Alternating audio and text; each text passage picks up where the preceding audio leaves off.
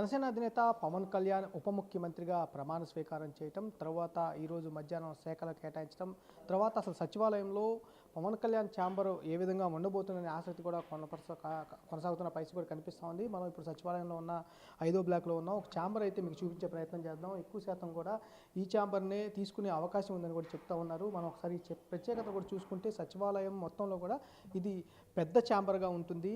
ఇది నారా లోకేష్ ప్రత్యేకంగా డిజైన్ చేయించుకున్న ఛాంబర్. ఇది 2017 నుంచి ఆయన మంత్రిగా పనిచేసిన అన్నాళ్ళు కూడా ఈ ఛాంబర్లోనే ఆయన పనిచేసిన పరిస్థితి ఉంది. ఓఎస్డీస్ కానీ వారందరికీ కూడా ఎక్కువ మంది ఓఎస్డీలు ఉన్నా వారికి సరిపడే ఛాంబర్స్ ప్రత్యేకంగా గదులను కూడా ఇక్కడ ఏర్పాటు చేయడం జరిగింది. మొత్తం వ్యవస్థ అనేది ఒక డిప్యూటీ సీఎంకి ఎక్కువగా స్టాఫ్ ఉంటారు.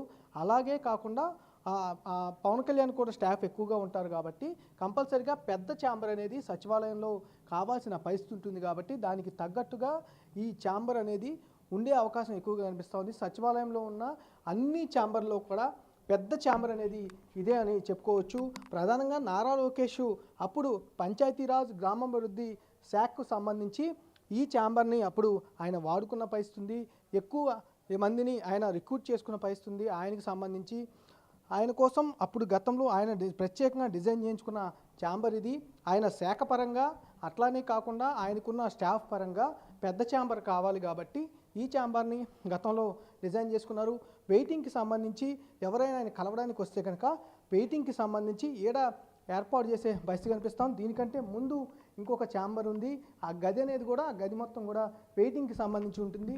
దీని లోపల ఇలా కనుక వెళితే గతంలో నారా లోకేష్ ఇటు నుంచి లోపలికి వెళ్ళిన పరిస్థితి. పెద్ద ఛాంబర్ అంటే రివ్యూలు చేసుకోవాలన్నా, ప్రత్యేకంగా ఎవరితో అన్నా భేటీ కావాలన్నా వారి కోసం ఏర్పాటు చేసుకోవడం కోసం ప్రత్యేకంగా ఒక కాన్ఫరెన్స్ హాల్ కూడా ఈ ఛాంబర్లో కూడా కల్పించడం జరిగింది. గతంలో ఈ ఛాంబర్ మొత్తం అంటే సచివాలయంలో ఉన్న 25 మంత్రులలో పెద్ద ఛాంబర్, అంటే ఉన్న 25 ఛాంబర్ల కంటే కూడా ఇది పెద్ద ఛాంబర్గా కూడా ఉంటుంది. ఈ పెద్ద ఛాంబర్కి సంబంధించి ప్రత్యేకతలు చాలా ఎక్కువగా ఉన్న పరిస్థితి కూడా ఉంది.